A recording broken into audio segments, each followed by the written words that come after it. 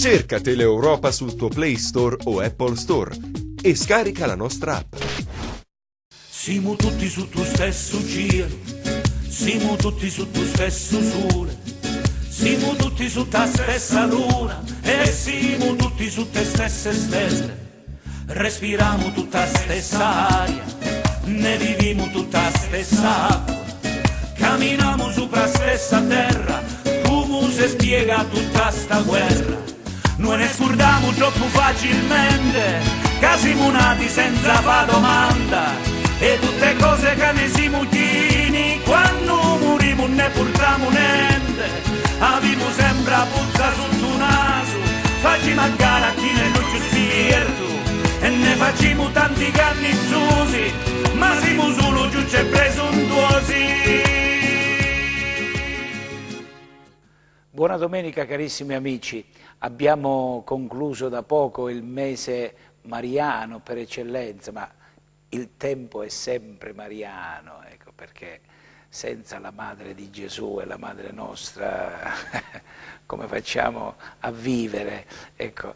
E oggi, domenica 3 giugno, celebriamo questa grande solennità che veramente conclude il tempo più bello, più forte, più significativo dell'anno, il tempo di Pasqua, che si conclude con la Pentecoste, ma poi c'è la Trinità, oggi il Santissimo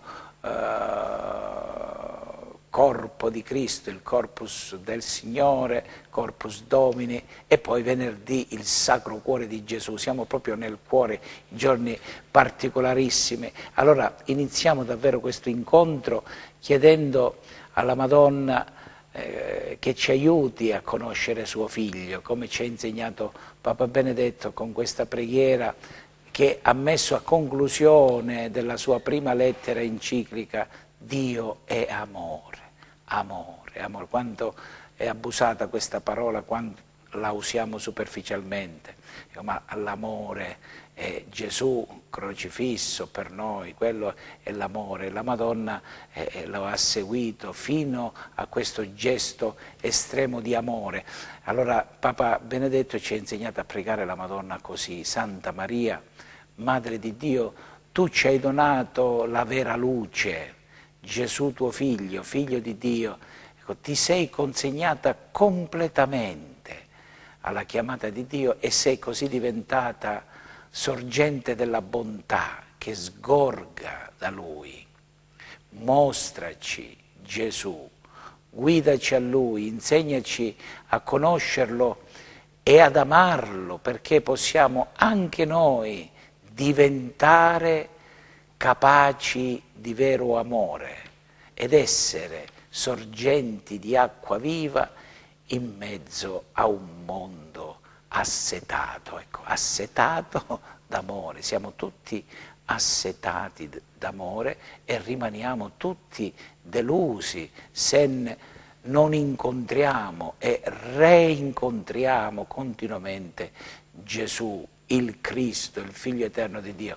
Oggi, in questa domenica, ci saranno nelle nostre parrocchie le processioni del Corpus Domini.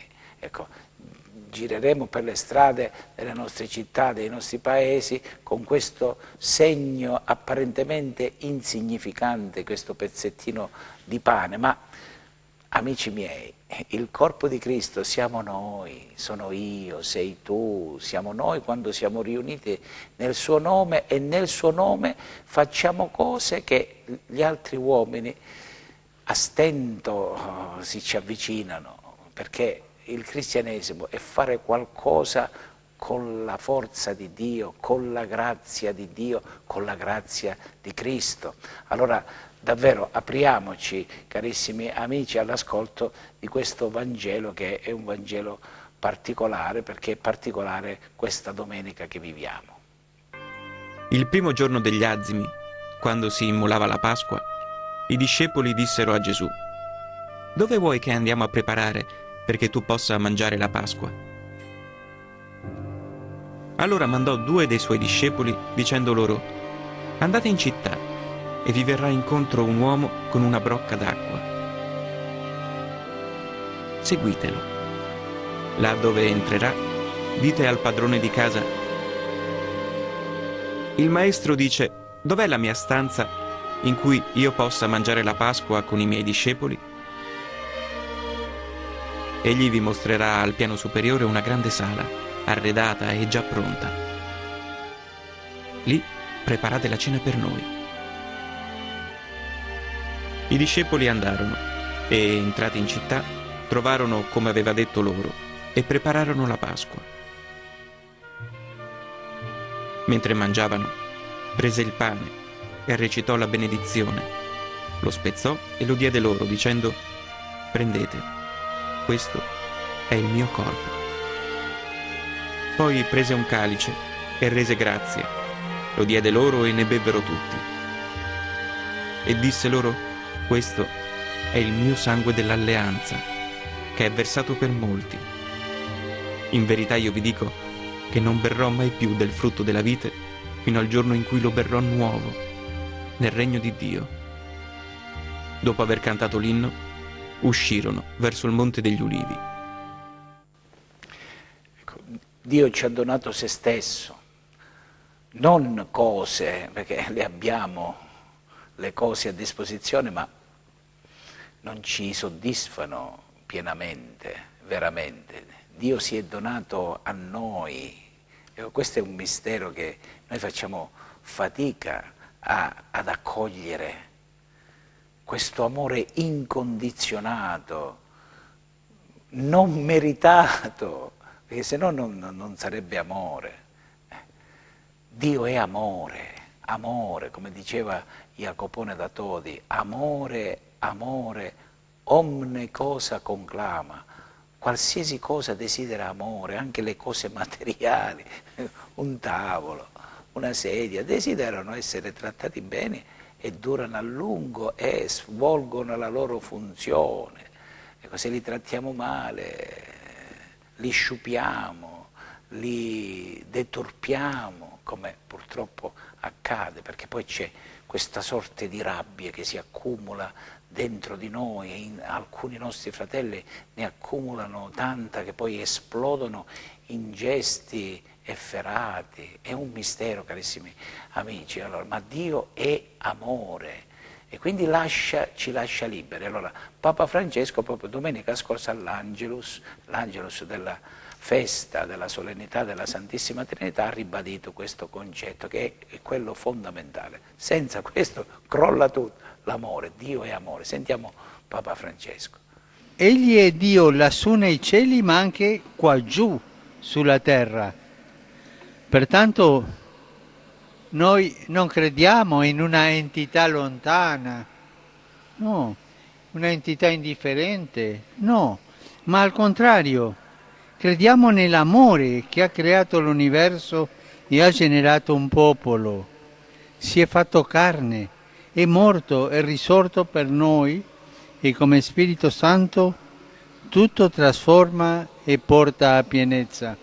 Annunciare e testimoniare a tutti il suo Vangelo e così dilatare la comunione con Lui e la gioia che ne deriva.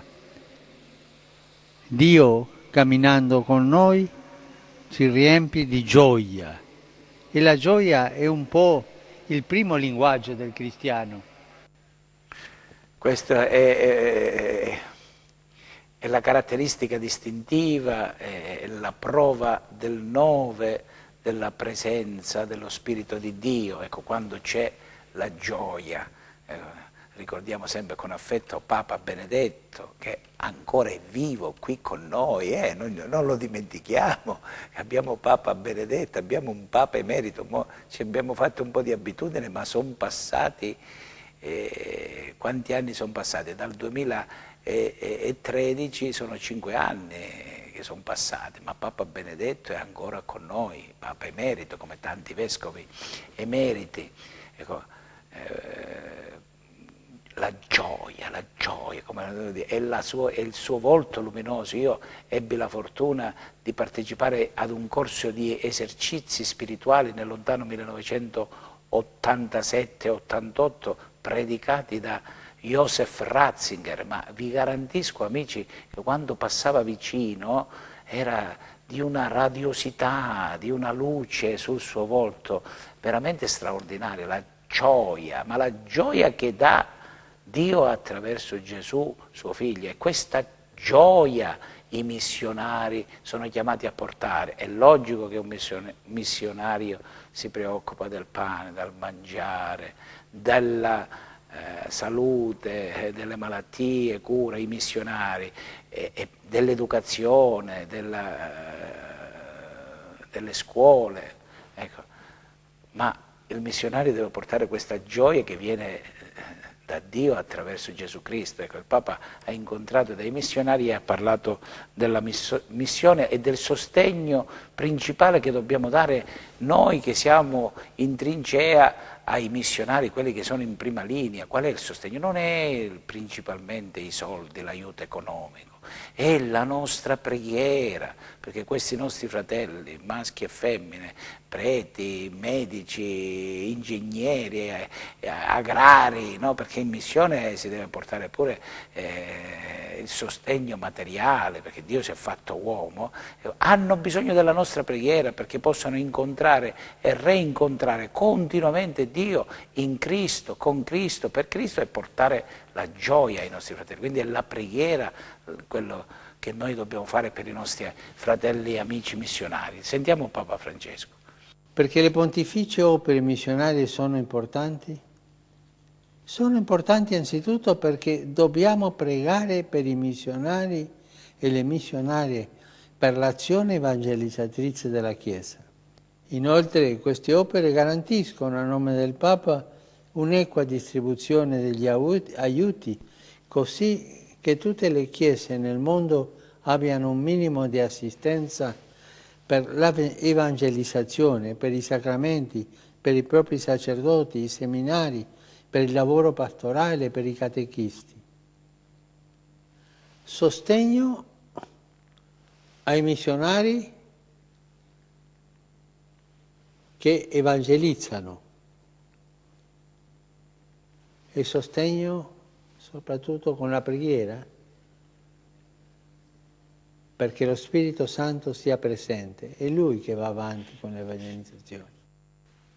Sentendo Papa Francesco mi è venuto in mente il passo della scrittura che racconta di Mosè che mentre il popolo combatteva, lui pregava e due amici lo aiutavano perché lui pregava con le braccia aperte, poi uno si stanca. Io quando celebro la messa tante volte tengo le braccia stese come Gesù sulla croce, ma dopo qualche minuto, pochissimi minuti, incomincio a stancarmi e le braccia cadono anche nella vita, moralmente tante volte ci cadono le braccia, ma cadono proprio anche fisicamente. Allora, la preghiera, e Mosè prega e due amici gli tengono le braccia. Quando Mosè prega il popolo vince in battaglia, quando non prega perde. Ecco perché noi pensiamo che la nostra preghiera sia praticamente inutile, non serve a nulla. No, amici miei, questa è una tentazione brutta. La preghiera, la domanda a Dio, Dio può far tutto. Vi ricordate il centurione quando va a Gesù che aveva un servo al quale era molto affezionato, che stava male, dice: Gesù, il mio servo sta male, fa qualcosa. E Gesù dice: vabbè, andiamo a casa. No, non c'è bisogno che tu vieni a casa, perché basta una parola tua. E noi la recitiamo questa preghiera del centurione ogni santa messa. Oh, Signore, io non sono degno di partecipare alla tua mensa, io non sono degno di avvicinarmi a te, ma di soltanto una parola ed io sarò salvato. Ecco, la preghiera fatta con fede, amici miei, sposta le montagne. Allora, concludiamo questo nostro incontro oggi. Vi voglio presentare un grande amico, si chiama Franco Nembrini ed è un insegnante di italiano ed è un tipo eccezionale. È figlio di una famiglia numerosa, 10 figli tirati su. Io sono stato questa primavera agli esercizi spirituali proprio predicati da un suo fratello che è sacerdote, lui invece è insegnante, è sposato e ha 4 figli. Ma sentite questo nostro grande amico Franco come parla della libertà e come parla dell'educazione, che è il problema, l'unico vero problema di noi uomini, come lasciarci educare da Dio che ci ha dato questa libertà, ecco, e imparare a vivere non tanto da sue creature anche, ma da suoi figli. Ecco, sentiamo questi 3 interventi stupendi sulla libertà. Sì, pensiamo che la libertà sia quella domanda, no? Gliene diamo tanta o poca? Ma la libertà gliela dà Dio, non è una roba che gestiamo e ne facciamo quel che ci pare. La libertà è quella tensione, abbiamo parlato di cuore nelle puntate precedenti, di un desiderio grande. Di un desiderio grande, è quella cosa lì la libertà, che Dio li fa in modo tale che vogliono tutto, vogliono essere grandi. Noi possiamo invece semmai sottrargliela o negargliela, che è il delitto che compie l'educatore. L'educatore invece prende atto che questa libertà il figlio ce l'ha perché gliel'ha data Dio e la favorisce, la coltiva, la custodisce. Io ti la devo corregge, interrompere perché qua io sono corregge. preoccupata, come sono preoccupati secondo me anche quelli che ci sono, soprattutto i nonni, perché noi tutto sommato sì, è vero, la libertà gliel'ha messa Dio, ce l'ha messa Dio nel cuore, però noi poi siamo anche custodi di questi ragazzi che prenderebbero ogni strada possibile a quel punto. E allora noi come facciamo? No, questo rischio, perché è un rischio, corriamo un grosso rischio, giusto? Bravissima, la parola finale, questa puntata è sulla libertà, perché deve aiutarci a chiarire il rischio che l'educazione ha dentro. Il rischio c'è, è inevitabile, il rischio che le cose possano finire male, il rischio che ha corso quel padre che si è sentito dire dal figlio: io voglio andare via di casa, negare tutto quello che mi ha insegnato e buttare via la vita. Qui c'è la parabola più bella al mondo, no? Ce lo dici sempre. Quel rischio lì, quel padre l'ha corso davvero. Noi non vogliamo correrlo.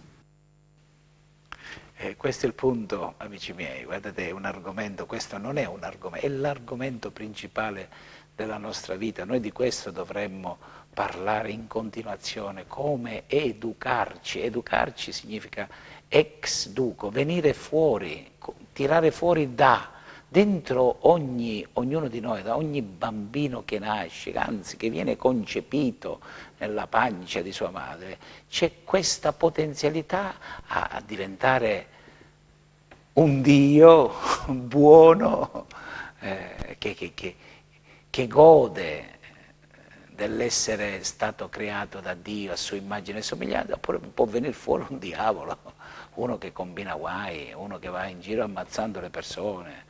Capite qual è il mistero? Questo è il vero problema della vita, anche la questione politica, no? Cioè sì, diamo lavoro, ripigliamo l'economia, va bene tutte queste cose qua, però se non ci si educa e non si capisce il segreto dell'educazione, come trattare la libertà, amici miei, non è facile. Allora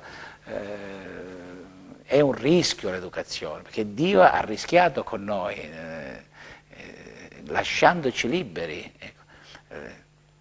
Dante nella Divina Commedia ci presenta questo personaggio, il Capaneo, che bestemmia a Dio, rifiuta Dio, questa è la grandezza, e Dio glielo permette, ecco.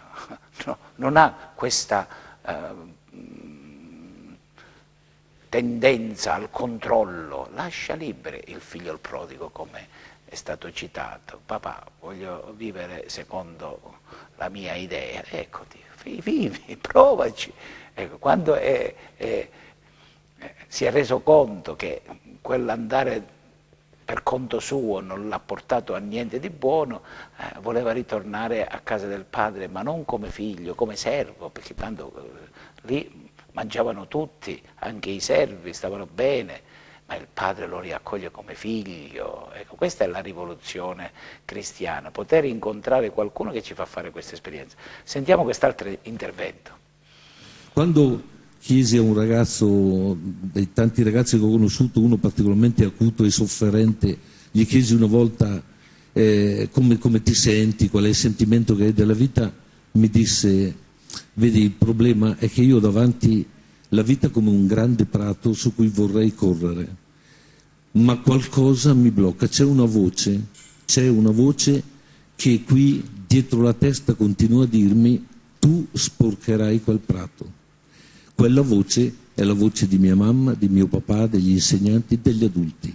Ecco, la libertà noi possiamo veramente bloccarla, ce l'hanno, ma la possiamo bloccare con paure, angosce, pretese, frustrazioni nostre proiettate su di loro, che li mortifica sempre, l'apologo del pollaio che abbiamo detto la volta scorsa, no? E qui è il difficile, amare quella libertà che non sappiamo dove li porterà. Però Franco, allora, tu ci stai dicendo, no, la faccenda si fa sottile, che noi intanto dobbiamo capire, noi adulti, di che stiamo parlando, e un po' ci hai chiarito, ma poi lo dobbiamo far capire a loro, perché un ragazzo tendenzialmente pensa che essere libero significa decidere da solo, fare quello che vuole. No, non mi interrompere, perché c'è una cosa che mi preme dirti. Che ne sa un ragazzo di 16-17 anni quello che è buono e giusto per lui? Non ne sa quasi niente, ma ha un cuore che è infallibile, cioè deve provarsi, cioè mettersi alla prova. A scuola facevo questo giochino spesso, dicevo ragazzi provate a scrivere su un foglietto che cos'è secondo voi la libertà e scommettiamo che indovino tutto quello che scriverete, perché è facile. Le risposte erano sempre libertà è fare quel che si vuole, non avere legami, non dipendere da nessuno, poter scegliere. Io raccoglievo i foglietti, facevo vedere che le avevo già scritte io quelle risposte e dicevo loro, ma vi rendete conto di che scemenze avete scritto? Provate a pensare, se uno di voi dovesse dire, profe io sono stufo di dover dipendere da mio padre e da mia madre in modo così deciso, vado per il paese, mi riconoscono per il naso, per la voce, per l'andatura, per i capelli, questo è del papà, questo è della mamma, basta, io voglio essere me stesso. Cancelliamo questa dipendenza. Allora dicevo loro, fate così, immaginate che vi regalo la macchina del tempo, tornate indietro nel tempo e ammazzate il papà e la mamma prima che si sposino, comunque prima otterreste il risultato sperato, non dipendereste più da nessuno. Il problema è che non esistereste più, perché l'esistenza è questa dipendenza. La libertà, carissimi amici, è un'illusione, perché nessuno è venuto al mondo per sua scelta. Io sono Giancarlo Gatto, sono maschio, sono alto di centimetri, ho questo corpo, questi lineamenti, non li ho scelti io. La libertà è solamente accettare e scoprire quanta ricchezza c'è in me, se fossi nato cieco, se fossi nato storpio, se fossi stato orfano, qualunque cosa mi fosse successa, carissimi amici, chi se lo programma in capo. E per farci accettare come sono andate, come vanno e come andranno le cose, uno solo ci può aiutare, Gesù Cristo. È Gesù Cristo crocifisso, ma non come che mi porta fortuna. Ecco, sentiamo l'ultimo intervento perché il tempo scorre, carissimi amici. Un altro esempio che mi viene in mente quante volte l'ho usato con loro proprio e guarda, anche il più stupido dei ragazzi, anche il più immaturo, anche il più in difficoltà, queste cose le capisce, le capisce, perché tu gli dici, immaginate che prendiamo un bambino, un vostro fratellino appena nato, e siccome lo vogliamo libero davvero, facciamo l'esperimento della libertà, lo sottraiamo alla famiglia, lo cresciamo in un collegio e quando ha 5 o 6 anni, quindi l'età quasi della ragione, lo portiamo in un grande teatro, gli mettiamo davanti 100 donne, alte, basse, magre, nere, bionde, more, tutto l'immaginario di tutte le mamme possibili e gli diciamo, scegli, sei il primo uomo veramente libero che può scegliere la sua mamma e non è invece scelto da lei. Ma un bambino a cui succedesse questo, provate a immaginarlo. Dopo una giornata lo porta al manicomio, diventa scemo, diventa pazzo, vivrebbe una contraddizione, una ferita, un dolore terribile. Ma se, quando proprio nel momento in cui sta male, dovesse aprirsi una porticina sul palco di quel teatro e comparisse sua madre e la riconoscesse, gli volerebbe in braccio urlando mamma! Questa è la libertà. Stupendo, la libertà. Scusatemi. No, perché così, Franco, tu ci stai dicendo questa libertà che ci stai raccontando, la libertà che si valorizza, si riempie, riceve sostanza dal valore dei vincoli, dalle relazioni. Posso dirti una cosa? Sì. Noi allora che abbiamo capito che insomma non ci abbiamo capito niente della libertà. È gli adulti che la devono capire, i ragazzi la vivono. Ecco, questo è bello. Continueremo, domenica prossima vi prometto che continueremo a sentire qualche altro passo di di questo incontro. Questo è un grande amico, Franco, ecco, perché amici miei, noi dobbiamo lasciare fare a Dio il suo mestiere. Guardate, state tranquilli che Dio non ha sbagliato niente, lo dico nella canzone. Chi ne ha fatto un si è sbagliato, aveva prevista tutta questa imbroglia, questa confusione, no? Ne ha fatto liberi di sbagliare, liberi pure in ammazzare. Ecco, questa è la verità, carissimi amici. Oggi è la domenica, il giorno in cui Gesù Cristo ha vinto la morte, ma prima è morto, ha vinto il peccato e la morte, e noi la domenica vogliamo avere questa gioia, la gioia di essere salvati da un altro, perché noi non ci salviamo da soli. Buona domenica e arrivederci, ma sempre a Lui piacendo, a domenica prossima. Siamo tutti su tuo stesso cielo, siamo tutti su tuo stesso sole, siamo tutti su ta stessa luna e siamo tutti su te stesse stelle. Respiriamo tutta stessa aria, ne viviamo tutta stessa acqua, camminiamo sopra stessa terra, come si spiega tutta sta guerra. Noi ne scordiamo troppo facilmente, che siamo nati senza fa domanda, e tutte cose che ne siamo chini, quando moriamo ne portiamo niente. Abbiamo sempre a puzza sotto naso, facciamo a gara a chi nel nostro spirito, e ne facciamo tanti cannizzosi, ma siamo solo giusti e presuntuosi.